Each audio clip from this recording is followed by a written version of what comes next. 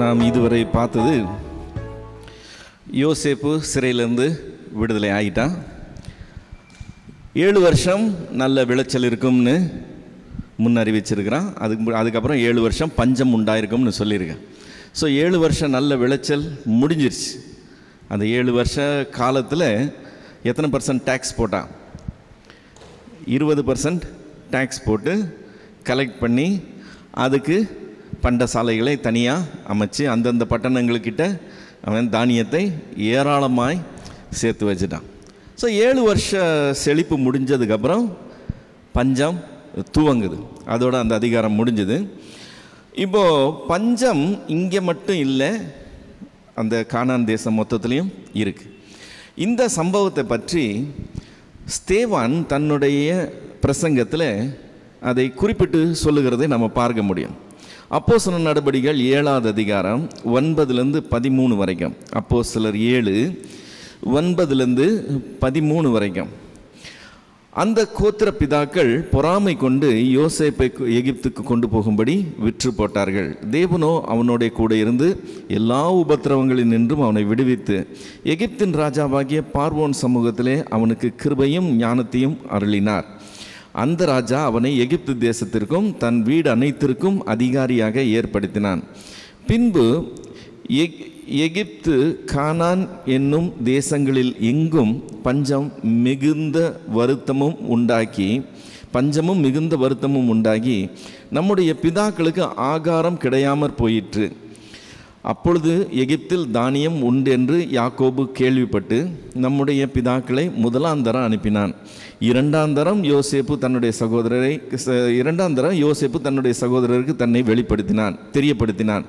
யோசேப்புடைய வம்சமும் பார்வோனுக்கு தெரிய வந்தது என்று சொல்லி நடந்த இந்த சம்பவத்தை குறிப்பிட்டு தன்னுடைய பிரசங்கத்தில் சொல்லுகிறதை நம்ம பார்க்கிறோம். இப்போது யோசேப்பு சிறைச்சாலையிலேருந்து விடுதலை ஆகிட்டான், தேசாதிபதி ஆகிட்டான், 7 வருஷம் கடந்து போச்சு. இந்த சம்பவங்கள்லாம் நடக்கிறதுக்கு முன்னாடி இன்னும் ஒரு முக்கியமான சம்பவம் நடந்தேறிச்சு. அது என்னன்னு சொன்னாக்க, ஆதியாகமம் 35வது அதிகாரம் 28-29 வசனங்களில், ஆதியாகமம் 35:28-29 வசனத்தில் ஈசாக்கு விருதாப்பியமும் பூரண ஆயுசும் உள்ளவனாகி 180 வருஷம் ஜீவித்திருந்து பிராணன் போய் மரித்து தன் ஜனத்தாரோடு சேர்க்கப்பட்டான். அவன் குமாரனாகிய ஏசாவும் யாக்கோபும் அவனை அடக்கம் பண்ணினார்கள் அப்படின்னு தகவல் அங்கே இருக்கு. எத்தனாவது வயசில் அவன் மரித்தானா? 180 வயசில் மரித்தானா.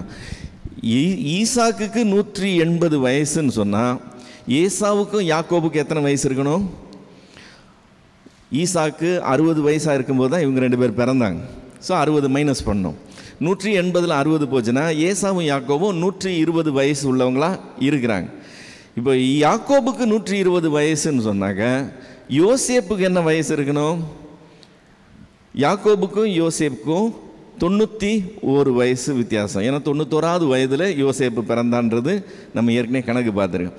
ஸோ 120ல் 91 கழிச்சிட்டோம்னா யோசேப்பினுடைய 29வது வருஷத்தில், அதாவது அவன் விடுதலை அடைகிறதுக்கு முந்தின வருஷம் அவங்க தாத்தா ஈசாக்கு அங்கே கானான் தேசத்தில் மரிக்கிறார். ஸோ இது ஒரு முக்கியமான சம்பவம் நடக்குது. ஸோ அடுத்த மறு வருஷம் அவனுக்கு 30வது வருஷம் விடுதலை கிடைக்குது. அப்புறம் 7 வருஷம் கடந்து போச்சு. இப்போது எகிப்தில் மட்டும் இல்லாமல் கானான்லேயும் அந்த பஞ்சம் அதிகமாக இருந்ததுனால இப்போது யாக்கோபினுடைய குமாரர் அங்கேருந்து இங்கே புறப்பட்டு வரப்போகிறாங்க. அவங்க புறப்பட்டு வருகிறதுனால நடக்கிற என்ன சம்பவங்கள்ங்கிறது இந்த அதிகாரம், அடுத்த அதிகாரம், மறுபடியும் அதுக்கு அடுத்த அதிகாரத்தில் நம்ம தொடர்ந்து பார்க்க போகிறோம். இப்போ 42வது அதிகாரம் முதல் 3 வசனத்தில், எகிப்திலே தானியம் உண்டு என்று யாக்கோபு அறிந்து தன் குமாரரை நோக்கி, நீங்கள் ஒருவர் முகத்தை ஒருவர் பார்த்து கொண்டு இருக்கிறது என்ன? எகிப்திலே தானியம் உண்டென்று கேள்விப்படுகிறேன். நாம் சாகாமல் உயிரோடு இருக்கும்படி நீங்கள் அவ்விடத்திற்கு போய் நமக்காக தானியம் கொள்ளுங்கள் என்றான். யோசேப்பின் சகோதரர் 10 பேர் தானியம் கொள்ள எகிப்துக்கு போனார்கள். இப்போது இந்த ஸ்டேட்மெண்ட் ரொம்ப முக்கியமான ஸ்டேட்மெண்ட். நமக்கு சாப்பாட்டுக்கு இல்லைப்பா, போய் வாங்கிட்டு வாங்கன்னு அப்பா மகனை பார்த்து சொல்கிறாரு. மகன்கள்லாம் உடனே புறப்பட்டு போகிறாங்க. இதை பார்க்கும்போது சாதாரணமான இருக்கிற மாதிரி இருக்கும். ஆனால் இந்த சம்பவத்துக்கு 20 வருஷத்துக்கு முன்னால், அதாவது யோசேப்பு இல்லை 20 இல்லை 20ஓட அதிகமாக இருக்கணும், ஆமாம் 20 வருஷம். யோசேப்புக்கு 37 வயசுனா 20 வருஷம்.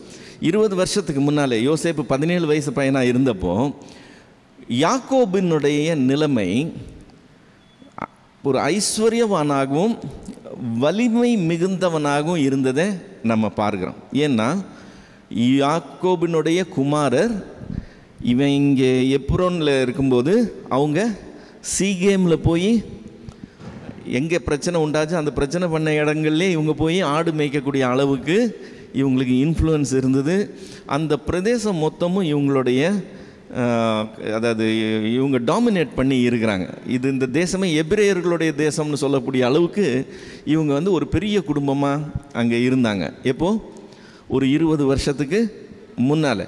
இப்போ 20 வருஷம் கழித்து யாக்கோபினுடைய நிலைமை அந்த உயர்ந்த ஒரு வலிமை மிகுந்த நிலைமையில் இருந்து வெகுவாக கீழே இறங்கி ஏறக்குறைய ஒரு மிடில் கிளாஸ் லெவலுக்கு வந்துட்டதை நம்ம பார்க்க முடியும். சாதாரண நடுத்தர குடும்பமாக யாக்கோபின் குடும்பம் இதில் காட்சி அளிக்கிறத நம்ம பார்க்க முடியும்.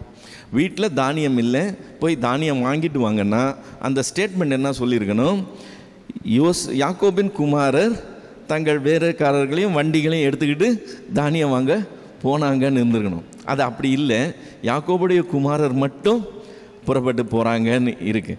ஸோ இது ஒரு பெரிய ஒரு டிஃப்ரென்ஸு. இந்த டிஃப்ரென்ஸ் நம்ம ஆபிரகாம் கூட கம்பேர் பண்ணோம்னா தெரியும். நம்ம அதை எப்போவுமே இந்த காட்சியும் பேரலல் பண்ணி பார்த்துக்கிட்டோம்னா டிஃப்ரென்ஸ் தெரியும். ஆதியாகமம் 24வது அதிகாரம் 10வது வசனத்தில் ஆபிரகாம் தன்னுடைய வேலைக்காரனை அனுப்புகிறான். அந்த வேலைக்காரன் புறப்பட்டு போன விதம் என்னது? 24:10 பின்பு அந்த ஊழியக்காரன் தன் எஜமானனுடைய ஒட்டகங்களில் 10 ஒட்டகங்கள் அப்படின்னு சொல்லியிருக்கு. அப்போ எஜமானனுக்கு நிறைய ஒட்டகங்கள் இருந்தது. அதில் 10 ஒட்டகங்களை அவன் தெரிந்தெடுத்து கொண்டு அப்புறம் அதில் ஒட்டகத்தில் என்ன எழுதுனானா தன்னுடனே கூட கொண்டு போனான். தன் எஜமானுடைய சகல வித உச்சிதமான பொருட்களும் அவன் கையில் இருந்தது. ரொம்ப விலையுறந்த பொருட்கள் எல்லாம் ஒட்டகத்தில் லோடு ஏற்றிக்கிட்டு போகிறான். 10 ஒட்டகம். இப்போ யாக்கோபினுடைய புத்திரர் கிளம்பி போகிறாங்க. அவங்க ஒட்டகங்களில் போகலை, அவங்க எதில் ஏறி போகிறாங்க? கழுதைகளில் ஏறி போகிறாங்க. ஆளுக்கு ஒரு கழுதையில் தான் போகிறாங்க. அவன் ஒருத்தன் போகிறதுக்கு 10 ஒட்டகம் எடுத்துகிட்டு போனால் இவங்க ஆளுக்கு ஒரு கழுதையில் ஏறி போகிறாங்க.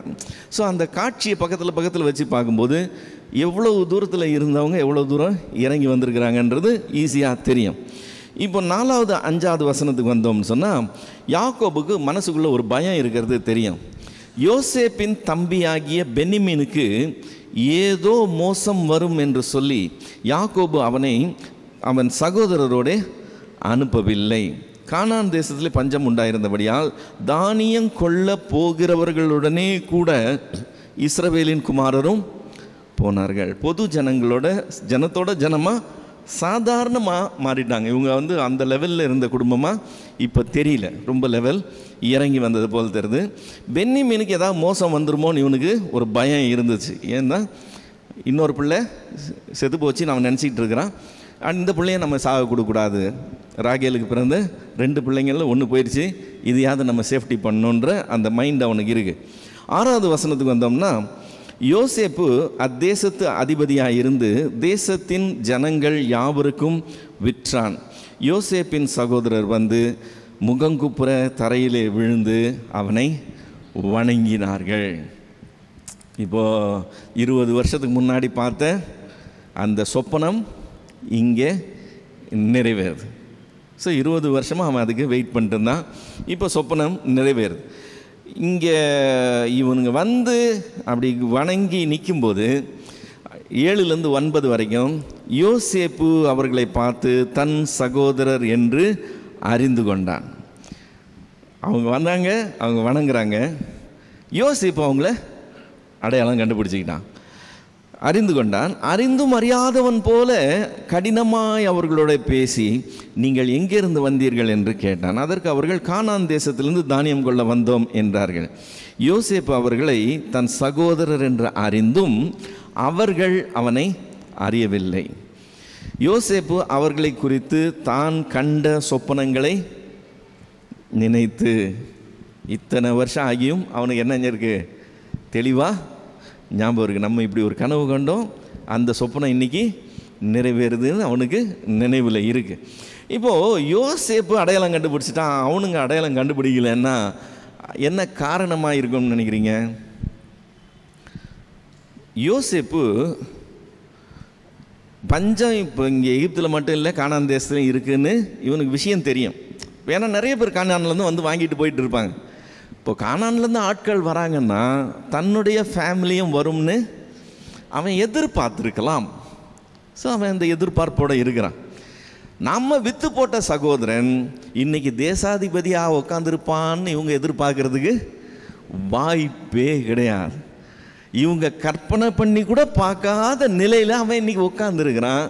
ஸோ இவங்களுக்கு அது ரெஜிஸ்டர் ஆகிறதுக்கு வாய்ப்பே கிடையாது. ஆனால் இவன் அதை எதிர்பார்த்துருப்பான், வருவாங்க அப்படின்னு சொல்லி காத்திருக்கிறான். இவன் கண்டுபிடிச்சிட்டான், அவங்க கண்டுபிடிக்கலை.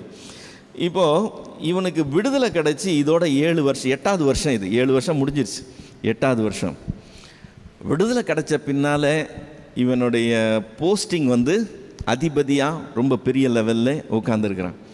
அப்படி பெரிய லெவலில் இருக்கும்போது தன்னுடைய தகப்பன், தன்னுடைய சகோதரர், தன்னுடைய ஃபேமிலி எங்கே இருக்காங்க, எப்படி இருக்காங்கன்னு ஆள் அனுப்பி விசாரிக்கிறது இவனுக்கு ரொம்ப கஷ்டமாக இருக்க முடியாது. ஆள் அனுப்பி விசாரிக்கணும், அவங்களுக்கு இருக்கிறத தெரியப்படுத்தணும்னா எப்பயோ செஞ்சுருக்கலாம். ஆனால் யோசேப்பு கடந்த 8 வருஷமாக அப்படி எந்த முயற்சியும் மேற்கொள்ளவே இல்லைங்கிறது இதுலேருந்து தெரியுது. அவன் வந்து இங்கே செட்டில் ஆகிட்டான், தேவன் என்னை மறக்க பண்ணினார்னு சொல்லி இங்கே அந்த கசப்பை மறந்து இங்கே வேலையை பார்த்துட்டு இருக்கிறான். ஸோ இப்போ இவங்க வந்து நிற்கிறாங்க.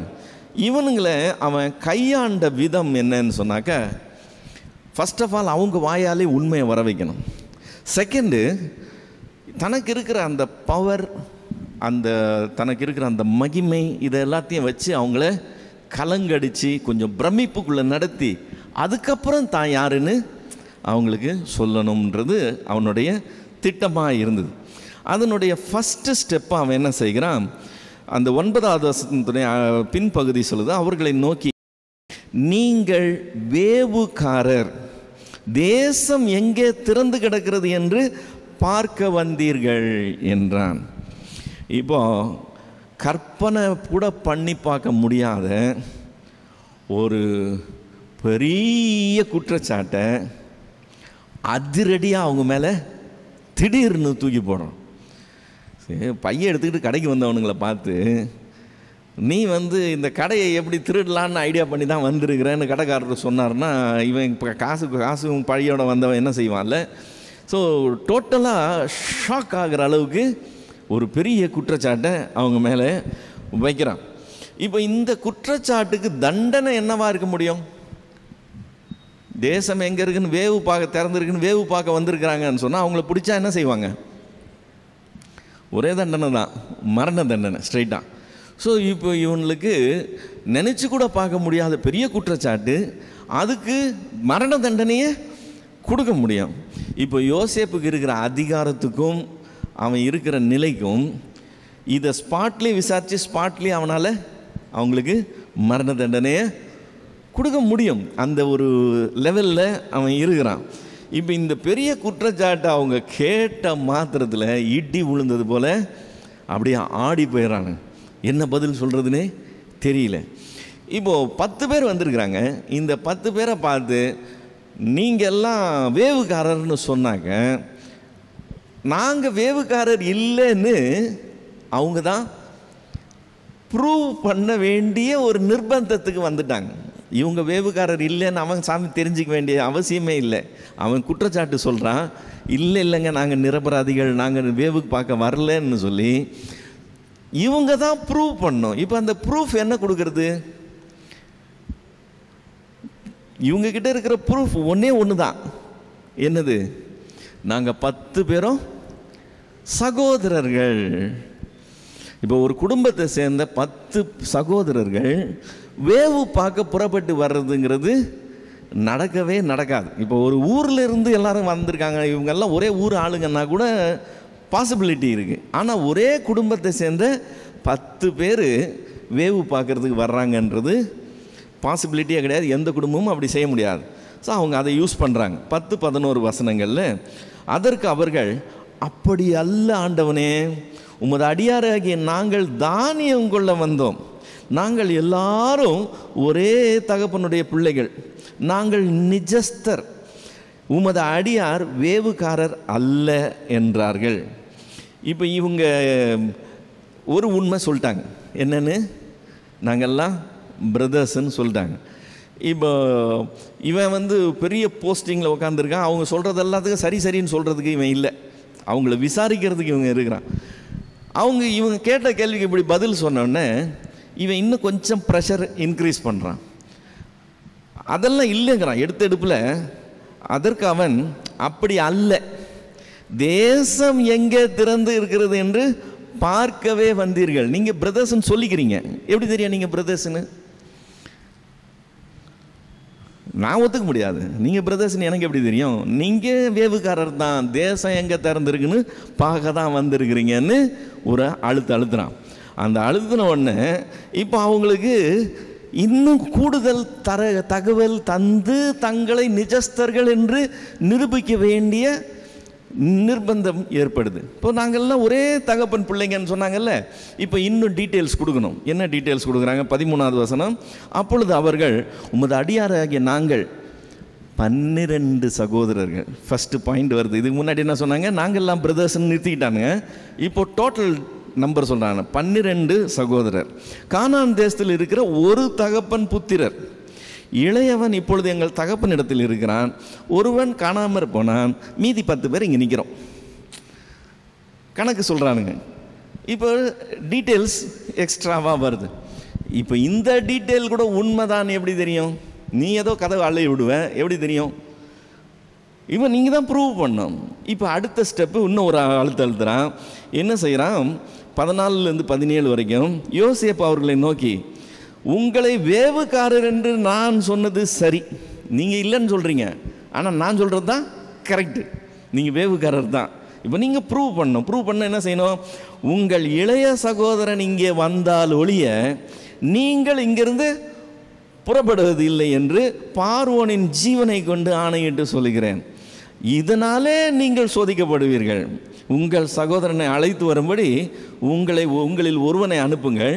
உங்களிடத்தில் உண்மை உண்டோ இல்லையோன்னு என்று உங்கள் வார்த்தைகள் சோதிக்கப்படும் அளவும் நீங்கள் காவலில் இருக்க வேண்டும். இல்லாவிட்டால் நீங்கள் வேவுக்காரர் தான் என்று பார்வோனின் ஜீவனை கொண்டு ஆணையிட்டு சொல்லுகிறேன் என்று சொல்லி அவர்கள் எல்லாரையும் 3 நாள் தூக்கி உள்ளே போட்டுறான். 3 நாள் காவலில் வைக்கிறான். இப்போது யோசேப்பு அங்கே எப்படி அந்த போஸ்டிங்க்கு வந்தான்? பார்வோனுடைய சொப்பனத்தை விடுவித்ததுனால, யாருமே சொல்ல முடியாதது தேவ ஆவி பெற்றவனாய் இவன் விடுவித்ததுனால, ஞானிகளாலையும் ஜோசியக்காரராலையும் சொல்ல முடியாததை இவன் செய்து வந்திருக்கிறான். அப்போ இவனை பற்றி தேசத்தில் என்ன இம்ப்ரெஷன் இருக்கும்? நம்ம ஞானிகளெல்லாம் விட இவன் தெரியும், பெரிய ரகசியங்கள்லாம் இவனுக்கு தெரியும். இவன் கண்டுபிடிச்சான்னா, இவன் சொன்னான்னா, இவன் ஒரு ஞான திருஷ்டிக்காரன்ற மாதிரி தான் ஒரு இமேஜ் இருக்கும் இவனை பற்றி தேசம் ஃபுல்லாக. இப்போ இவன் ஒருத்தரை பார்த்து இவங்க வேவுக்காரர்னு சொல்லி அவங்க வேவுக்காரர் இல்லைன்னா இவருடைய இமேஜுக்கே அது களங்கமாயிடும். ஸோ அவன் அந்த பாயிண்டில் நின்றுட்டுருக்கான். நான் சொன்னது தான் சரி, நீங்கள் வேவுக்காரர் தான், நீங்கள் இல்லைன்னா நீங்கள் ப்ரூவ் பண்ணுங்க பார்க்கலாம். அங்கே இருக்கிற உங்களுடைய சகோதரன் வரணும். எப்படி? ஒருத்தனை ரிலீஸ் பண்ணுறேன், போய் அவனை கூட்டிகிட்டு வா, நான் விசாரிக்கிறேன், அப்புறமா தெரிஞ்சுக்குவோம் அப்படின்னு சொல்லி ஃபஸ்ட்டு இனிஷியலாக 3 நாள் எல்லாரும் தூக்கி உள்ளே போய்க்கிறான். 3 நாள் உள்ளே வச்சுட்டு 18 20 வரைக்கும் 3ஆம் நாளிலே யோசேப்பு அவர்களை நோக்கி, நான் தேவனுக்கு பயப்படுகிறவன். இது வேறு அடுத்த ஒரு இமேஜ் அவர் வச்சுருக்கிறார். ஏன்னா பார்வோன்கிட்டே சொன்னார்ல, சொப்பனத்தை யார் தான் சொல்லணும்? தேவன் தான் சொல்லணும். ஆனாலும் நீங்கள் சொல்லுங்கள், நான் இப்போ சொல்கிறேன்னு சொல்லிட்டு தேவன் தான் சொல்லி அதை ஒரு கூடவே வச்சுக்கிறது. ஸோ இவர் அந்த ஸ்டேட்மெண்ட்டே செய்ய சொன்னால், தேவனுக்கு பயப்படுறேன். நீங்கள் என்ன செய்கிறீங்க? நீங்கள் உயிரோடு இருக்கும்படி ஒன்று செய்யுங்கள். நீங்கள் நிஜஸ்தரானால் சகோதரராகிய உங்களில் ஒருவன் காவற் கூடத்தில் கட்டுண்டிருக்கட்டும், மற்றவர்கள் புறப்பட்டு பஞ்சத்தால் வருந்துகிற உங்கள் குடும்பத்திற்கு தானியம் கொண்டு போய் கொடுத்து உங்கள் இளைய சகோதரனை என்னிடத்தில் அழைத்து கொண்டு வாருங்கள். அப்பொழுது உங்கள் வார்த்தைகள் மெய் என்று விளங்கும், நீங்கள் சாவதில்லை என்றான். அவர்கள் அப்படி செய்கிறதற்கு இசைந்து அவங்க ஒத்துக்கிட்டாங்க. சரி, இது பெட்டராக இருக்கு. எல்லாரையும் உள்ளே வச்சுட்டு ஒருத்தனை அனுப்புறது பதிலாக ஒருத்தனை வச்சுட்டு எல்லாரையும் அனுப்புனா இது பெட்டராக இருக்குது. அதுவும் இல்லாமல் அவன் வந்தால் தான் எல்லாரையும் விடுவேன் உட்கார வச்சுட்டு இருக்க பதிலாக இப்போதைக்கு தானியம் கொண்டு போங்க, அங்கே சாப்பாடு இல்லாமல் இருக்கிறவங்க அவங்க சாப்பிட்டோம், நீங்கள் போய் கொடுத்துட்டு அவனை கூட்டிகிட்டு வாங்க, அப்புறம் இவனையும் ரிலீஸ் பண்ணி கூட்டிகிட்டு போகலான்னு இவன் சஜஸ்ட் பண்ணுறான். அவங்க ஓகே இது பெட்டராக இருக்குன்னு ஒத்துக்கிறாங்க. இப்போ ஒத்துக்கிட்டு தங்களுக்குள்ளே ஒரு புலம்பிட்டு கிடக்கிறாங்க. 3 நாள் காவலில் வச்ச உடனே இப்போ இந்த புலம்பல் ஸ்டார்ட் ஆகுது. 21லேருந்து 26 வரைக்கும். நம்முடைய சகோதரனுக்கு நாம் செய்த துரோகம் நம்மேல் சுமந்தது. அவன் நம்மை கெஞ்சி வேண்டிக் கொண்ட போது அவனுடைய மன வியாகுலத்தை நாம் கண்டும் அவனுக்கு செவிகொடாமற் போனோமே, ஆகையால் இந்த ஆபத்து நமக்கு நேரிட்டது என்று ஒருவரை ஒருவர் பார்த்து சொல்லி கொண்டார்கள். அந்த வார்த்தைங்கெல்லாம் கவனிங்க. அவன் நம்மை கெஞ்சி வேண்டிக் கொண்டான். அவன் அவனை தூக்கி அவனை விற்கும்போது அவன் ஒவ்வொருத்தன் பேரையாக கூப்பிட்டு ஒவ்வொரு அண்ணனுக்கிட்டையாக கெஞ்சிருப்பான்ல, கெஞ்சி வேண்டிக் கொண்டானா. அவனுடைய மன வியாகுலத்தை இவங்க பார்க்கக்கூடிய அளவுக்கு அவன் கெஞ்சி கதறி இருக்கிறான். அப்போ அந்த காட்சி எவ்வளோ பயங்கரமாக இருந்திருக்கோம்னு யோசிச்சு பாருங்க. எவ்வளோ பெரிய பாதக செயலை செஞ்சுருக்கான். அதை செஞ்சு விட்டு சாப்பிட உட்காந்தானுங்க. அந்த அளவுக்கு ரொம்ப ஒரு கடின இருதயத்தோடு அவங்க அந்த காரியத்தை செய்கிறாங்க. ஸோ இப்போது அது இவங்களுக்கு இன்னும் ஃப்ரெஷ்ஷாக மைண்டில் ஞாபகம் இருக்குது. அப்படியெல்லாம் அவன் கெஞ்சி கதறினப்போ நம்ம வித்தோம் இல்லடா, அதனுடைய பலனை தான் இப்போ நம்ம அனுபவிக்கிறான். அப்பொழுது ரூபன் அவர்களை பார்த்து, இளைஞனுக்கு விரோதமாக பாவம் செய்யாதிருங்கள் என்று நான் உங்களுக்கு சொல்லவில்லையா? நீங்கள் கேளாமற் போனீர்கள். இப்பொழுது இதோ அவன் இரத்த பழி நம்மிடத்தில் வாங்கப்படுகிறது என்றான். இப்போ இவங்களுக்குள்ளே இவங்க பேசிக்கிறாங்க, இவங்களுடைய மொழியில் பேசிக்கிறாங்க. இவங்க நினச்சிக்கிட்டாங்க யோசேப்பு எகிப்து ஆள், அவனுக்கு நம்ம மொழி தெரியாது. ஏன்னா யோசேப்பு துப்பாசியை கொண்டு அவர்களிடத்தில் பேசினபடியால் தாங்கள் சொன்னது அவனுக்கு தெரியும் என்று அறியாதிருந்தார்கள். துப்பாசின்னு சொன்னால் டிரான்ஸ்லேட்டர். ஸோ அவன் எகிப்து பாஷையில் பேசுகிறான், இவங்க டிரான்ஸ்லேட் பண்ணுறாங்க. நம்ம பேசுறது அவனுக்கு தெரியாதுன்னு இவங்க நினச்சிக்கிட்டாங்க. அவன் அவர்களை விட்டு அப்புறம் போய் அழுது திரும்ப அவர்களிடத்தில் வந்து அவர்களோட பேசி அவர்களில் சிமியோனை பிடித்து அவர்கள் கண்களுக்கு முன்பாக கட்டுவித்தான். யோசேப்பு ரொம்ப எமோஷனல் டைப்பாக இருக்கிறான். இது நிறைய தடவை அவன் அழுகிறத பார்க்க போகிறோம். இது ஃபஸ்ட்டு டைம். அவனை தன்னால் கண்ட்ரோல் பண்ணிக்க முடியாமல் போயிட்டு அழுதுட்டு வந்து சிமியோனை பிடிச்சி கட்டுவித்து பின்பு அவர்கள் சாக்குகளை தானியத்தால் நிரப்பவும் அவர்கள் பணத்தை திரும்ப அவர்கள் சாக்கில் போடவும் வழிக்கு வேண்டிய ஆகாரத்தை கொடுக்கவும் யோசேப்பு கட்டளையிட்டான். அப்படியே அவர்களுக்கு செய்யப்பட்டது. அவர்கள் அந்த தானியத்தை தங்கள் கழுதைகள் மேல் ஏற்றிக்கொண்டு அவ்விடம் விட்டு புறப்பட்டார்கள். ஸோ கிளம்பி போயிட்டானுங்க. இப்போ கிளம்பி போயிட்டு வழியில் சாப்பிட்றதுக்கு நிறுத்துகிறாங்க. அங்கே ப்ராப்ளம் வருது. நான் 27, 28 தங்குகிற இடத்தில் அவர்களில் ஒருவன் தன் கழுதைக்கு தீவனம் போட சாக்கை திறந்தபோது சாக்கின் வாயில் தன் பணம் இருக்கிறதை கண்டு தன் சகோதரரை பார்த்து, என் பணம் திரும்ப வந்திருக்கிறது, இதோ என் சாக்கிலே இருக்கிறது என்றான். அப்பொழுது அவர்களுடைய இருதயம் சோர்ந்து போய் அவர்கள் பயந்து ஒருவர் பார்த்து, தேவன் நமக்கு இப்படி செய்தது என்ன என்றாங்க. கையில் காசு எடுத்துக்கிட்டு வெறும் பையா போனப்போ என்ன பட்டம் கிடச்சிது? வேவுக்காரர் பட்டம் கிடச்சிது. இப்போ தானியம் வாங்கிட்டு வந்து சாக திறந்து பார்த்தா உள்ள காசு இருக்குது. இப்போ என்ன பட்டம் கிடைக்க போகுது? திருட்டு பசங்கன்னு பட்டம் கிடைக்க போகுது. ஐயோ ஆண்டவரே, என்ன சோதனையின் மேலே சோதனைன்னு இவனுக்கு ஒன்றும் புரியல. இப்போ ஒருத்தனை வேற பிடிச்சி வச்சிருக்கிறான். இப்போ இதுக்கு என்னென்ன சொல்ல போகிறான்னு தெரியல. ஸோ பயந்து போயிட்டாங்க. இப்போ வீட்டுக்கு வந்து சேர்றாங்க. 29லேருந்து 35 வரைக்கும் அவர்கள் கானான் தேசத்தில் உள்ள தங்கள் தகப்பனாகி யாக்கோபின் இடத்துல வந்து தங்களுக்கு சம்பவித்தவைகள் எல்லாம் அவனுக்கு அறிவித்து, தேசத்து அதிபதியாக இருக்கிறவன் எங்களை தேசத்தை வேவு பார்க்க வந்தவர்கள் என்று எண்ணி எங்களுடைய கடினமாய் பேசினான். நாங்களோ அவனை நோக்கி, நாங்கள் நிஜஸ்தர், வேவுக்காரர் அல்ல.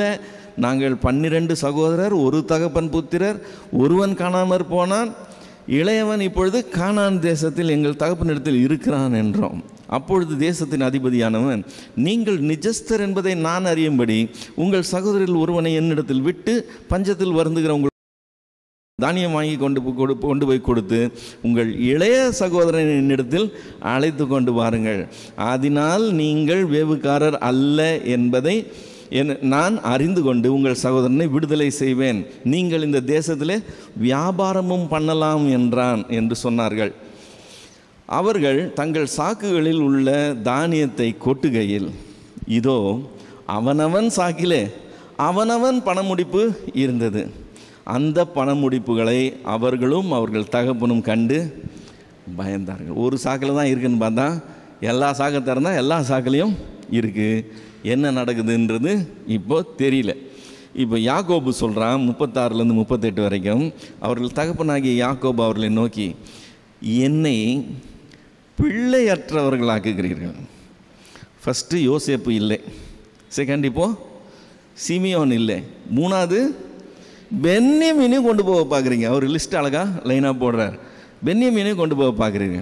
இதெல்லாம் எனக்கு விரோதமாக நடக்கிறது என்றான். இப்போ ரூபன் கேரண்டி கொடுக்குறார். என்னன்னு, அப்பொழுது ரூபன் தன் தகப்பனை பார்த்து, அவனை என் கையில் ஒப்புவியும், நான் அவனை திரும்ப உம்மிடத்தில் கொண்டு வருவேன். அவனை கொண்டு வராவிட்டால் என் 2 குமாரரையும் கொன்று போடும் என்றான். அதற்கு அவன், என் மகன் உங்களோட கூட போவது இல்லை. அவன் தமையன் இறந்து போனான், இவன் ஒருவன் மீதியாயிருக்கிறான். நீங்கள் போகும் வழி இவனுக்கு மோசம் நேரிட்டால் நீங்கள் என் நிறைமயிரை சஞ்சலத்தோடைய பாதாளத்தில் இறங்க பண்ணுவீர்கள் என்றான். இதுவரைக்கும் அவனுங்க சொல்லும் போதெல்லாம் ஒருவன் காணாமற் போனான் தான் சொன்னாங்க. ஆனால் யாக்கோபு என்ன சொல்கிறான், ஒருவன் இறந்து போனான்னு சொல்கிறான். ஏன்னா இவங்கிட்ட ரத்தம் தோய்ந்த அந்த பலவர்ண அங்கியை காமிச்சு உம்முடைய குமாரனுடைய தானோ பாரும்னு சொல்லி காமிச்சிருந்தாங்க. ஸோ இவன் அதை பார்த்துட்டு பிள்ளை செத்து போச்சுன்னு இவன் அந்த ஃப்ரேம் ஆஃப் மைண்டில் தான் இருக்கிறான்.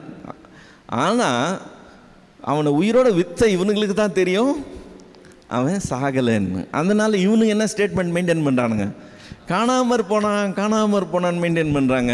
இவன் இறந்து போனான்னு சொல்லி மெயின்டைன் பண்ணுறான். இப்போது இங்கே யாக்கோபு இதெல்லாம் என்ன சொல்கிறது, எனக்கு விரோதமாக நடக்குது, என்னை பிள்ளையற்றவர்கள் ஆக்குறீங்கன்னு ரொம்ப ஃபீல் பண்ணுறான். இப்போ யோசேப்பு ஏன் இதெல்லாம் இவனுக்கு செய்கிறான்? பழி வாங்கணும்னா அவனுங்களை அங்கேயே என்ன வேணால் செஞ்சுருக்கலாம். அவனுக்கு அவ்வளோ பவர் இருக்கு, யாரும் ஒன்றும் கேட்க முடியாது. ஆனால் பழி வாங்குகிறது யோசேப்பினுடைய நோக்கமாக இல்லைங்கிறது நம்ம தெளிவாக தெரிஞ்சுக்கணும். அவன் இவங்களை அளவச்சு பார்க்கணுங்கிறது வேணால் இருக்கலாம் ஒழிய பழி வாங்கணுங்கிற அந்த நோக்கம் இருக்கிறதுக்கு வாய்ப்பு இல்லை. இப்போது சிமியோன் ஜெயிலில் இருக்கிறான். என் பிள்ளையை நான் அனுப்ப மாட்டேன்னு இவன் சொல்லிட்டான். ரூபன் சொல்கிறான், ஒருத்தங்க கொடுங்க நாங்கள் போய் கூட்டிகிட்டு வந்துடுறோன்னு சொல்கிறான். இவன் முடியாதுன்னு சொல்லிட்டான். முடியாதுன்னு சொல்லிட்டு இங்கே இருக்கிறாங்க. 1 வருஷமாக இங்கே இருக்கிறாங்க. அப்போ 1 வருஷமாக சிமியோன் ஜெயிலில் இருக்கிறான். அப்போ சிமியோனுடைய ஒய்ஃபு, சிமியோனுடைய பிள்ளைங்கள்லாம் என்ன சொல்லிகிட்டு இருப்பாங்க, இங்கே அவங்க உள்ளே இருக்கிறதுக்கு காரணம் இந்த வயசான தாத்தா இவனை விட மாட்டேன்றாரு, விட்டுருந்தா என்னத்துக்கு போய் கூட்டிகிட்டு வந்திருக்கலாம், பாவம் அவன் ஜெயிலில் இருக்கிறான். 1 வருஷம் ஒரு பிள்ளை ஜெயிலில் இருக்குது, அதை பற்றி இவன் கவலைப்படவே இல்லை. இவனை விடமாட்டேன்னு பிடிவாதமாக வச்சுருக்கான். இப்போ கையில் வாங்கிட்டு வந்த தானியம் எல்லாம் காலியாக போயிட்டு மறுபடியும் வயிறு பசிக்கும் போது இப்போ வேறு வழி இல்லைங்கிற சூழ்நிலை வருது. 43ஆம் அதிகாரம் முதல் 2 வசனத்தில், தேசத்திலே பஞ்சம் கொடிதாக இருந்தது. எகிப்திலிருந்து அவர்கள் கொண்டு வந்த தானியம் செலவழிந்த போது அவர்கள் தகப்பன் அவர்களை நோக்கி, நீங்கள் திரும்ப போய் நமக்கு கொஞ்சம் தானியம் வாங்கி கொண்டு வாருங்கள் என்ன. அவங்க தான் போகிறேன்னாங்களே, நீ தான் அனுப்ப மாட்டேன்னு சொன்னேன். இப்போ தானியம் தீர்ந்து போச்சான், போயிட்டு கொஞ்சம் வாங்கிட்டு வாங்கப்பா அப்படின்னு சொல்கிறான். இப்போ ஒரு வருஷம் இவங்க இந்த தானியத்தை சாப்பிட்ருக்குறாங்க. இதில் ஒரு சின்ன கணக்கு இருக்குது. 10 பேர் 10 கோணியில் வாங்கிட்டு வந்திருக்காங்க. 10 பேர் 10 கோணியில் வாங்கிட்டு வந்தது ஒரு முழு வருஷத்துக்கு வந்திருக்குன்னா எவ்வளவு பேர் சாப்பிட்ருப்பாங்கன்னு நமக்கு ஓரளவுக்கு ஐடியா கிடைக்குது. இப்போ ஒரு கோணி வந்து ஒரு 100 கிலோன்னு வச்சுக்கோங்களேன். 10 கோணி 1 டன்னு. 1000 கிலோவை எவ்வளவு பேர் சாப்பிட்ருக்க முடியும் ஒரு வருஷத்துக்குள்ளே? நிறைய பேர் இருந்தால் கூட சாப்பிட்ருக்கலாம், ஓகே. ஆனால் ஆபிரகாம் வீட்டில், அவன் வீட்டில் பிறந்தவங்க மட்டுமே எவ்வளோ பேர் இருந்தாங்களாம்? 317 பேர் இருந்தாங்களாம். வீட்டில் பிறந்த யுத்தத்துக்கு கிளம்பக்கூடிய கைப்படிந்தவர்கள் மட்டுமே 317 பேர் இருந்தாங்கன்னா, அப்போ அந்த ஒவ்வொருத்தனுடைய ஃபேமிலியில் உள்ளவங்க எவ்வளோ பேர் இருந்திருக்கணும்? அப்போ ஆபிரகாமுடைய அந்த மொத்த குரூப்னா அது எவ்வளோ பேர் இருக்கணும்? இப்போ 317 பேருக்கு ஆளுக்கு 4 பேர் வச்சுக்கோங்களேன் ஒரு ஃபேமிலி. அதுவே எவ்வளோ வருது? 1200 பேர். ஸோ ஏறக்குறைய 1000 பேர் உள்ள ஒரு பெரிய கேம்பாக ஆபிரகாமுடைய ஃபேமிலி இருந்திருக்கு இல்லை? இப்போ 200 வருஷம் கழித்து இங்கே யாக்கோபுடைய ஃபேமிலி 1000 கிலோவை ஒரு ஃபுல் இயருக்கு யூஸ் பண்ணக்கூடிய அளவுக்கு இருந்தால் பல 100 பேர் இவங்க கூட இருந்திருக்கிறதுக்கு வாய்ப்பே இல்லை. இப்போ இவங்களுக்கு ஆடு மாடுகள்லாம் இருக்குது, ஆனால் அப்படி 100கணக்கான வேலைக்காரர் இருக்கிற மாதிரி தெரியல. ஏன்னா தானி அவ்வளோ நாள் தாக்கு பிடிச்சிருக்கு, ஒரு வருஷம் தாக்கு பிடிச்சிருக்கு.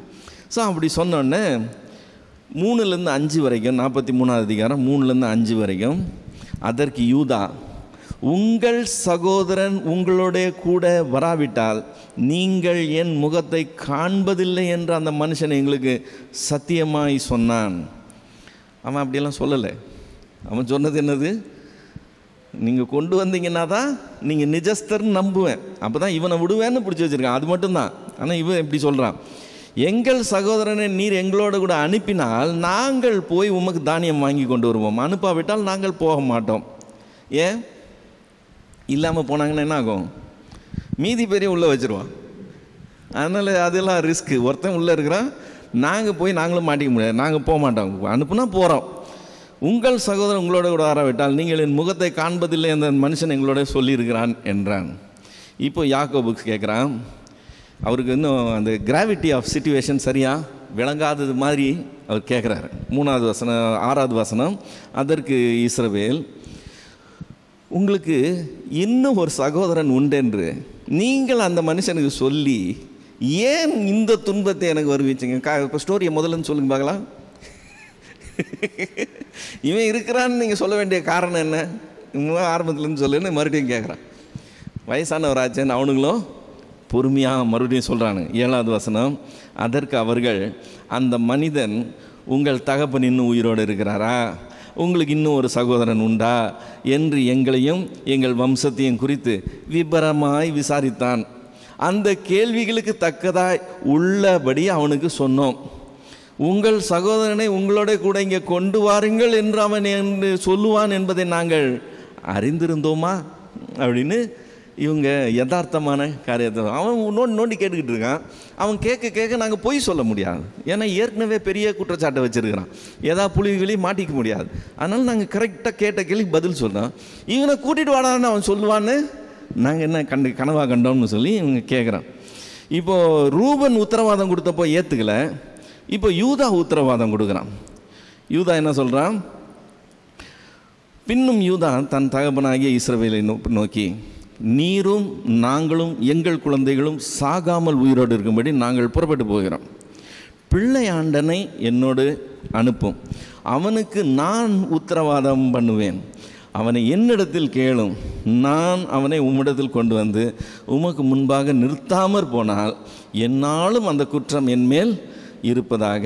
நாங்கள் தாமதியாதிருந்தோமானால் இந்நேரத்துக்குள்ளே 2 தரம் போய் திரும்பி வந்திருப்போமே என்றான். 2 பேர் உத்தரவாதம் கொடுக்குறாங்க. முதல் ஆள் யார்? ரூபன். 2வது ஆள் யூதா. இவனுக்கு 2 பேர் என்ன செஞ்சானுங்கன்றதை நீங்கள் கொஞ்சம் ஃப்ளாஷ்பேக் போகணும். முன்னாடி என்ன பண்ணாங்க? அவனை கொலை பண்ணணும்னு சொல்லி ஐடியா பண்ணப்போ ரூபனுடைய பிளான் என்னது? அவனை கொல்ல கொண்டாண்டா அவனை குழியில் போடலாம். ஏன் குழியில் போடலான்னு சொன்னால், அவன் தகப்பன் இடத்துல அவனை கொண்டு போய் நிறுத்தணும் என்ற யோசனையில் அவன் இப்போதைக்கு குழியில் போட்டு இவனுங்கெல்லாம் அப்படி போனப்புறம் நம்ம அவனை வெளியே கொண்டு வந்து அப்பா கிட்ட கொண்டு போய் கொடுத்துடலான்னு சொல்லி. ஸோ அவனை தப்பு விற்று தகப்பன் இடத்துல திரும்ப கொண்டு வரணும்னு நினச்சது யார்? ரூபன். ரூபன் அப்படி சொல்லி அவனை குழியில் போட்டு கொஞ்சம் அந்த பக்கம் போயிருக்கும்போது அவனை விற்று அதில் காசு பார்க்கலான்னு சொன்னது யார்? அவனை கொல்லுக்கிறதுனால நமக்கு என்ன லாபம், விற்றோம்னா காசாது கிடைக்கும் அப்படின்னு சொன்னது யார்? இந்த நல்லவர் தான். இப்போ இவர் சொல்கிறார்ல, அவனை என்கிட்ட அனுப்புங்க நான் உத்தரவாதம் சொல்கிறார்ல, இவர் தான் அன்னைக்கு அந்த ஐடியா கொடுத்தவர். கொல்றதுனால என்ன லாபம், அது பதிலாக அவனை விற்றா காசாது கிடைக்கும்னு சொன்ன நல்லவர். ஓகே, இப்போ இங்கே பென்யமீனை மென்ஷன் பண்ணும்போது என்னன்னு சொல்கிறாங்க? 8வது வசனத்தின் கடைசியில் பிள்ளையாண்டான்னு சொல்கிறாங்க. பிள்ளையாண்டான்னா என்னது? ஒரு டீனேஜில் இருக்கிற ஒரு ஸ்டேஜில் இருக்கிறவங்க நம்ம கற்பனை பண்ணிக்குவோம். இந்த பிள்ளையாண்டான் கொஞ்சம் வித்தியாசமான பிள்ளையாண்டான். ஏன்னா ஏறக்குறைய ஒரு 26 வயசு ஆயிடுச்சு. ஓகே, 26 வயசு மட்டும் இல்லை, இங்கேருந்து எகிப்துக்கு புறப்பட்டு போன யாக்கோபுடைய குடும்பத்தார் பட்டியல் வரும்போது பென்யமீனுடைய பட்டியல் இருக்குது. 46வது அதிகாரம் 21வது வசனம். ஆதியாகமம் 46:21. இப்போ இதில் நான் வாசிக்கிறேன், நீங்கள் வெறும்னே விரல் விட்டு எண்ணிக்கிட்டே வாங்க. பென்யமீனுடைய குமாரர் பேலா, பெகேர், அஸ்பேல், கேரா, நாகமான், ஏகி, ரோஷ், முப்பி, உப்பிம், ஆர்த்து என்பவர்கள். எத்தனை பிள்ளைங்க? இந்த பிள்ளையாண்டானுக்கு 10 பிள்ளைங்க இருக்கிற பிள்ளையாண்டான் இவர். 26 வயசுலேயே 10 பிள்ளைங்களுக்கு தகப்பன். ஓகே, அப்புறம் ஏன் அவனை பிள்ளையாண்டான்னு சொல்கிறானுங்க? அவ்வளோதான். ஒருத்தர் வீட்டுக்கு போயிருந்தேன். அந்த வீட்டில் பாப்பாவை கேட்டால் தெரியும்னு சொன்னாங்க. நான் பாப்பாவை எதிர்பார்த்துட்டு திரும்பி பார்த்தேன். ஒரு 45 வயசுக்கு மேலே உள்ள ஒருத்தர் உள்ளே வந்தாங்க. பாப்பா சொல்லுமான்னு கேட்டாங்க. அவங்களுக்கு அவங்க எத்தனை வயசானாலும் பாப்பா தான். நம்மளுக்கு பார்க்கும்போது அது ஸ்ட்ரேஞ்சாக இருக்குது, என்னடா இவங்கள போய் பாப்பான்னு சொல்கிறாங்களேன்னு சொல்லிட்டு. ஸோ இவருக்கு தான் வீட்டில் கடைசி. 10 பிள்ளைய பெற்றிருந்தா கூட அண்ணன்மார்களுடைய பார்வைக்காக இன்னும் பிள்ளையாண்டானா தான் இருக்கிறான். சரி, இப்போ 11வது வசனத்தில் உமக்கும் உம்முடைய குடும்பத்தாருக்கும் உமக்கு இருக்கிற யாவற்றுக்கும் வறுமை வராதபடிக்கு அங்கே உம்மை பராமரிப்பேன். Okay, right, okay. இது வந்து 45:11 வந்தோம்னா 1 வருஷம் ஆச்சுன்ற கணக்கு அங்கே இருக்குது. 1 வருஷம் கடந்துச்சு நான் சொன்னேன்ல, அந்த 1 வருஷம் கடந்துருச்சுன்னு எப்படி சொல்லுவோம்னு சொன்னால் 45:11 உமக்கும் உம்முடைய குடும்பத்தாருக்கும் உமக்கு இருக்கிற யாவற்றுக்கும் வறுமை வராதபடி அங்கே உண்மை பராமரிப்பேன், இன்னும் 5 வருஷம் பஞ்சம் இருக்கும் என்று உம்முடைய குமாரனாகிய யோசேப்பு சொல்ல சொன்னான் என்று சொல்லுங்கள்னு யோசேப்பு சொல்கிறான். அப்போது எத்தனை வருஷம் பஞ்சம்? இது 2வது வருஷம் பஞ்சம். இன்னும் 5 வருஷம் பஞ்சம் இருக்கும்னு சொல்கிறான். அதனால தான் 1 வருஷம் கடந்து போச்சுன்னு நான் சொன்னேன். அதுக்குண்டான ஆதார வசனம் அது. ஸோ இப்போ 43வது அதிகாரம் 11வது வசனத்துலேருந்து 14வது வசனம் வரைக்கும், அதற்கு அவர்கள் தகப்பனாகிய இஸ்ரவேல், அப்படியானால் ஒன்று செய்யுங்கள். இப்போ தான் அவருடைய ஆக்சுவல் அவருடைய ஓல்டு ஸ்டைலில் அந்த ஸ்டைலுக்கு வரார். அப்படியானால் ஒன்று செய்யுங்கள். என்ன செய்யணுமா? இந்த தேசத்து உச்சிதமான வஸ்துக்களில் கொஞ்சம் பிசின் தைலம், கொஞ்சம் தேன், கந்த வர்க்கங்களும், வெள்ளை புலமும், தெராப்பித்து கொட்டைகளும், வாதுமை கொட்டைகளும் உங்கள் சாக்குகளில் போட்டு அந்த மனிதனுக்கு காணிக்கையாக கொண்டு போய் கொடுங்கள். பணத்தை ரெட்டிப்பாக உங்கள் கையில் கொண்டு போங்கள். சாக்குகளில் வாயில் திரும்ப வந்த பணத்தையும் கொண்டு போங்கள். அது கைப்பிசகாய் வந்திருக்கும். உங்கள் சகோதரனையும் கூட்டிக் கொண்டு இந்த மனிதனுக்கு மறுபடியும் போங்கள், மனிதனிடத்துக்கு மறுபடியும் போங்கள். அந்த மனிதன் அங்கே இருக்கிற உங்கள் மற்ற சகோதரனையும் பென்யமீனையும் உங்களுடைய அனுப்பிடும்படி சர்வ வல்லமையுள்ள தேவன் அவன் சமூகத்தில் உங்களுக்கு இரக்கம் கிடைக்க பண்ணுவாராக. நானோ பிள்ளையற்று போனவனை போல இருப்பேன் அப்படின்னு சொல்லி அனுப்புகிறான். இப்போ யாக்கோபு போகிறது தான் போகிறீங்க, வெறும் கையாக போகாதீங்க. இப்போ முன்னாடி வெறும் வாங்குறதுக்காக போனீங்க, இப்போ காசையும் கோணியும் எடுத்துகிட்டு போனீங்க. இப்போ தேசத்தின் அதிபதியை பார்க்கணுன்னு போயிடுறீங்கன்னு சொன்னால் வெறும் கையாக போகாதீங்க, காணிக்கை கொண்டு போங்க அப்படின்னு சொல்கிறான். காணிக்கை என்னெல்லாம் கொடுத்து அனுப்புகிறான்? பிசின் தைலம்னு என்னது?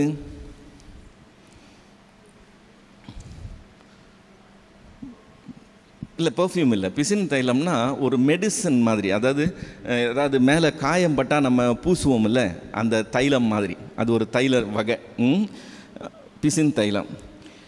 தேன் நமக்கு தெரியும். கந்த வர்க்கங்கள்னு சொன்னால் வாசனை திரவியத்தின இந்த ஸ்பைசஸ் மாதிரி அந்த வாசனை திரவியங்கள். வெள்ளைப்போளம்ங்கிறது சென்ட் வகைரா. ஓகே, வெள்ளைப்போளம் அது. திறப்பித்து கொட்டைன்றது பிஸ்தா கொட்டை இருக்குல்ல, அந்த வகையை சேர்ந்தது. வாதுமை கொட்டைன்றது ஆல்மண்டு, அந்த வகையை சேர்ந்தது. இப்போ இதெல்லாமே கொஞ்சம் ரேரான, அதாவது பாதுகாக்கப்பட்ட வகைன்னு சொல்லலாம். ரொம்ப ஃப்ரீயாக மார்க்கெட்டில் கிடைக்காத காரியங்கள். ஓகே, ஆனால் இவன் கொஞ்சம் பிசின் தைலம், கொஞ்சம் தேனுன்னெலாம் சொல்லும்போது அங்கே ஒன்றும் அவ்வளோவா இவர்கிட்ட இல்லை, இருக்கிறதுல கொஞ்சம் இவர் சக்திக்கு ஏற்ற மாதிரி கொடுத்து அனுப்புகிறாருன்னு தெரியுது. 20 வருஷத்துக்கு முன்னால் யாக்கோபுடைய நிலை வேற. ஏசா எதிர்க்க வரான்னு தெரிஞ்சு ஏசாவுக்கு காணிக்கை கொடுத்து அனுப்புனானா. அப்போ காணிக்கை கொடுத்து அனுப்பும்போது அந்த காணிக்கையினுடைய வேல்யூ ஞாபகம் இருக்கா உங்களுக்கு? எவ்வளவு? 2 கோடி ரூபாய் வேல்யூ. அண்ணன் வேணான்னு சொல்கிறான். எதுக்குடா எனக்கு இதெல்லாம் என்கிட்ட இருக்குன்னு. இவன் சொல்கிறான், இல்லை உமது கண்ணில் எனக்கு தயவு கிடச்சிதுன்னு தெரியணும்னா நீங்கள் இதை ஆக்செப்ட் பண்ணணும்னு சொல்லி ஃபோர்ஸ் பண்ணி அவங்ககிட்ட கொடுத்துட்டான். இப்போ இவனுடைய சொத்து எவ்வளோ இருந்தால் 2 கோடி ரூபாயை அண்ணனுக்கு கிஃப்டாக கொடுக்க முடியுங்கிறத யோசித்து பாருங்க. அந்த நிலைமையில் இருந்தவன் இன்னைக்கு தேசத்தின் அதிபதி முன்னாடி வைக்கிறதுக்கு சாக்கு பையில் இந்த திறப்பித்து கொட்டைகளும் வாதுமை கொட்டைகளையும் தேனியும் பிசின் தைலத்தையும் போட்டு அனுப்புகிற அளவுக்கு இறங்கி வந்திருக்கிறாங்கிறது. வெறும் 20 வருஷத்தில் இவ்வளோ பெரிய மாற்றம் வந்திருக்குங்கிறத நம்ம கவனிக்கணும். இப்போ 15லேருந்து 22 வரைக்கும், 43வது அதிகாரம் 15லேருந்து 22 வரைக்கும். அப்பொழுது அவர்கள் காணிக்கையும் தங்கள் கைகளில் இரட்டிப்பான பணத்தையும் எடுத்துக்கொண்டு பென்யமீனையும் கூட்டிக் கொண்டு பிரயாணப்பட்டு எகிப்து தேசத்துக்கு போய் யோசேப்பின் சமூகத்தில் வந்து நின்றார்கள். தன் சகோதரரை பிரமிக்க வைக்கிறது தான் அவனுக்கு யோசேப்பினுடைய திட்டமாகவே இருக்குது. அதனால் அவன் என்ன செய்கிறான், அவங்கள இப்போ வந்துட்டாங்க, யோசேப்பு அவன் முன்னாடி வர்றான்.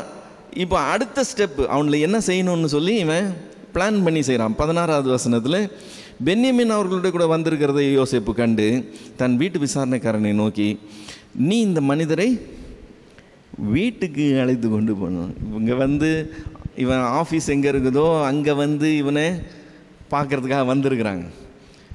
வீட்டுக்கு அழைச்சிட்டு போன்னு சொன்னால் எதுக்கு வீட்டுக்கு கூட்டிகிட்டு போகிறான்னு கொஸ்டின் ஆகிடும். இப்போ போர்த்திபார் வீட்டில் என்ன இருந்துச்சு? போர்த்திபார் வீட்டில் அந்த ஊர் ஜெயிலே அவங்க வீட்டில் தான் இருந்தது. போர்த்திபார் வீட்டுக்கு கூட்டிகிட்டு போகிறான்னா அங்கே கொண்டு போய் எங்கே பேஸ்மெண்ட்டில் ஜெயிலில் போட போகிறான்னா என்னன்னு யாருக்கு தெரியும்? இல்லை, இப்போ அவன் அதிபதி வீட்டுக்கு போகிறான்னா அங்கே என்ன ப்ராப்ளம்னு தெரியாது. இவனுங்க எதுக்கு நம்மளை இங்கே டீல் பண்ணுறதை விட்டுட்டு வீட்டுக்கு கூட்டிகிட்டு போவேன்னு சொல்கிறான். வீட்டுக்கு வந்திருக்கிறத கண்டு தன் வீட்டு விசாரணை, நீ இந்த மனுஷரை வீட்டுக்கு அழைத்து கொண்டு போய் சாப்பாட்டுக்கு வேண்டியவர்களை அடித்து ஆயத்தம் பண்ணு, மத்தியானத்தில் அந்த மனுஷர் என்னோட சாப்பிடுவார்கள் என்றான். இப்போ இவனுங்களுக்கு ஏற்கனவே பயந்து போயிருக்கிறாங்க. ஏன்? ஃபஸ்ட்டு நீங்கள் வேவுகாரர்னு சொல்லிட்டான். ரெண்டாவது, அதை இன்னும் ப்ரூவ் பண்ணி முடிக்கலை, இன்னும் அந்த கேஸ் பெண்டிங்கில் இருக்குது. அதுக்கிடையில் என்ன ஆச்சு? காசு வேறு அவன் கோணியில் இருக்குது. இப்போ இதை பற்றி வேறு ரெண்டாவது கேஸ் ஓப்பன் பண்ணணும். அதுக்கு என்னென்ன சொல்ல போகிறான்னு தெரியாது.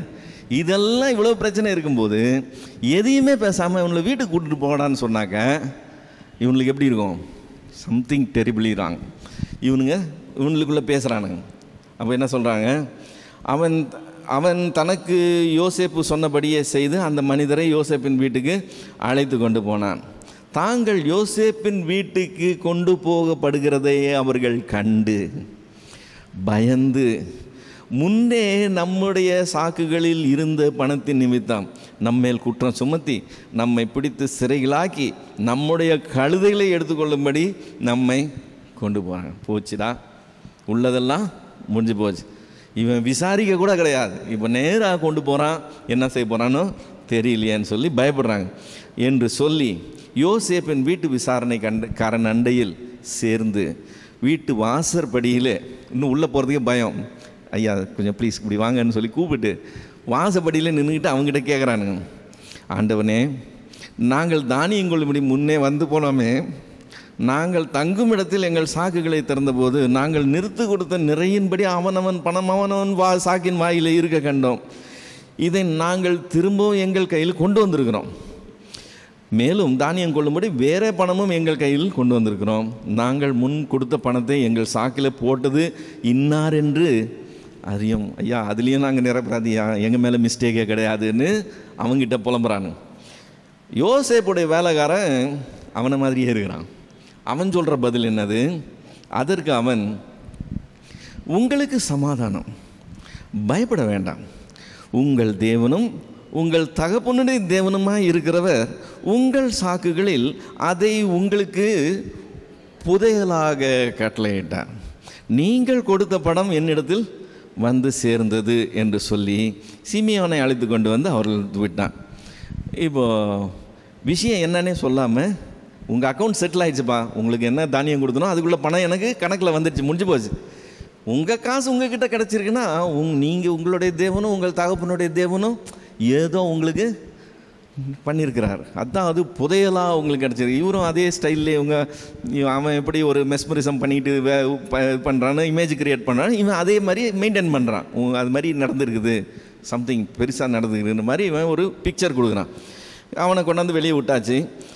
இப்போ மேலும் அந்த மனிதன் அவர்களை யோசேப்பின் வீட்டுக்குள்ளே கூட்டிகிட்டு போய் அவர்கள் தங்கள் கால்களை கழுவும்படி தண்ணீர் கொடுத்து அவருக்கு கழுதைகளுக்கு தீவனம் போட்டான். தாங்கள் அங்கே போஜனம் செய்ய போகிறதை அவர்கள் கேள்விப்பட்டபடியால், அது வரைக்கும் தெரியல சாப்பிட போகிறோன்னு, வீட்டுக்கு கூட்டு போயிருங்க எதுன்னு தெரியாது, இப்போ தான் கேள்விப்படுறாங்க போஜனம் பண்ண போகிறோம். கேள்விப்பட்டபடியால் மத்தியானத்தில் யோசேப்பு வருமளவும் காணிக்கை ஆயத்தமாய் வைத்து காத்து கொண்டு இருந்தார்கள். இவனுங்களுடைய நிலைமை அப்படி ஆகிப்போச்சு. 26லேருந்து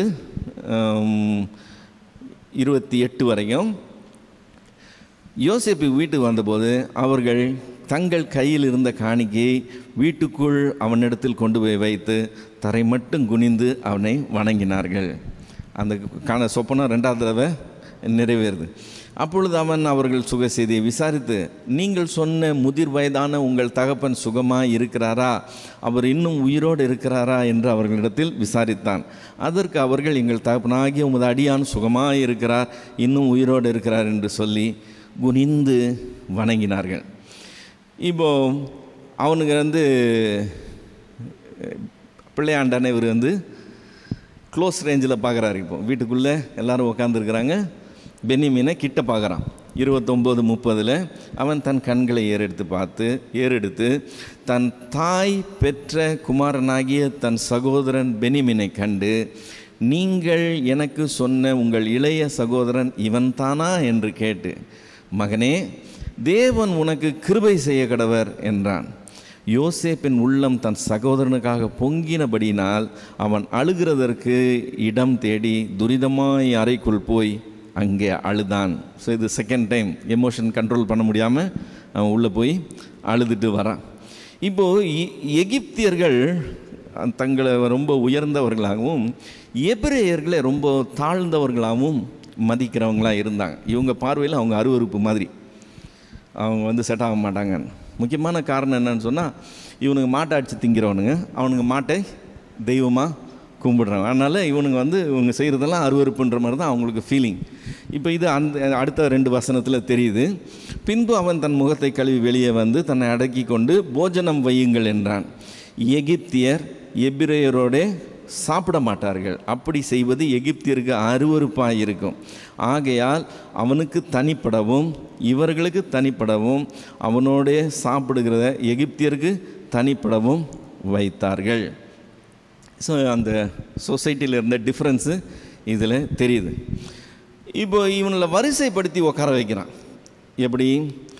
33-34 அவனுக்கு முன்பாக மூத்தவன் முதல் இளையவன் வரைக்கும் அவனவன் வயதின்படி அவர்களை உட்கார வைத்தார்கள். எப்படி தெரியும் யார் சீனியர்னு?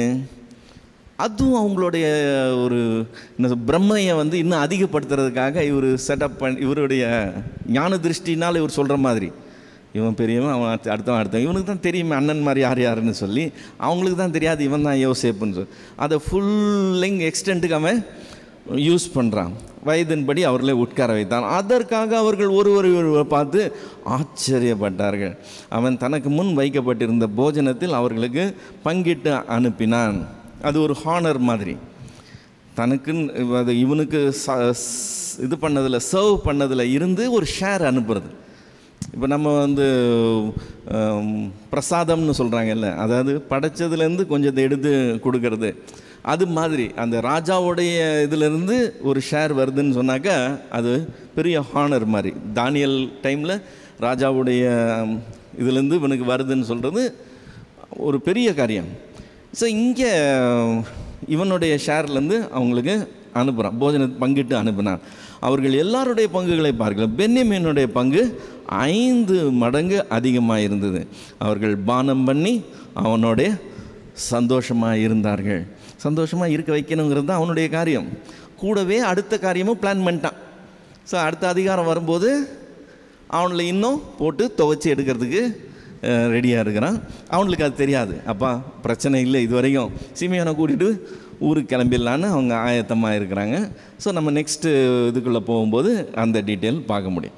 ஸோ இதோட நம்ம இன்றைக்கி நிறுத்திக்கலாம். 2 அதிகாரம் நம்ம இன்றைக்கி பார்த்துருக்குறோம். இதுக்குள்ளே ஏதாவது டவுட்ஸ் இருந்தால் நம்ம கிளியர் பண்ணிக்கலாம்.